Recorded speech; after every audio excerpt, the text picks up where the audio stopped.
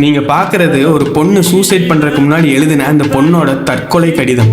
உண்மையிலேயே படிக்கும் போதே கையெல்லாம் நடுங்குதுங்க. சிவகாசியில ஐயா ஜானகி நாடார் கல்லூரியில படிக்கிற சோலைராணிங்கிற பொண்ணு அந்த காலேஜில் படிச்ச ஒரு சீனியர் பையனை லவ் பண்ணிருக்கு. அந்த பையன் பர்த்டே அன்னைக்கு 2 பேரும் ஒன்னா எடுத்துக்கிட்ட போட்டோவை ஸ்டோரி போட்டிருக்கு. அந்த போட்டோ காலேஜ் பிரின்சிபல் வரைக்கும் ரீச் ஆகி பிரின்சிபல் அந்த பொண்ணையும் பொண்ணோட அம்மாவையும் என்கொயரிங்கிற பேர்ல கூப்பிட்டு அசிங்கப்படுத்தி அனுப்பியிருக்காரு.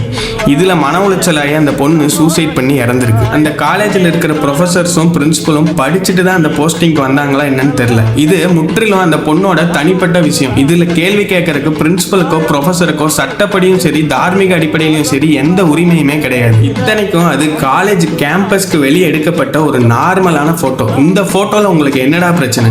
ஏண்டா அந்த பொண்ணு என்ன டெரரிசம் பண்ணுச்சா இல்ல கடத்தல் பண்ணுச்சா? காதல் தானடா பண்ணுச்சு. இன்னைக்கும் கல்லூரியில காதலிச்சு திருமணம் செஞ்சு லட்சக்கணக்கான தம்பதிகள் சந்தோஷமாகவும் சக்சஸ்ஃபுல்லாகவும் வாழ்ந்துட்டு தானே இருக்காங்க.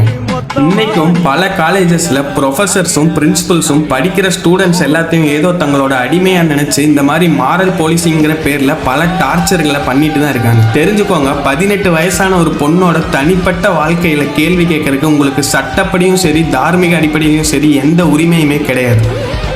சாமானியர்களும் சட்டம் அறிய மறக்காம அக்கௌண்ட்டை ஃபாலோ பண்ணிக்கணும்.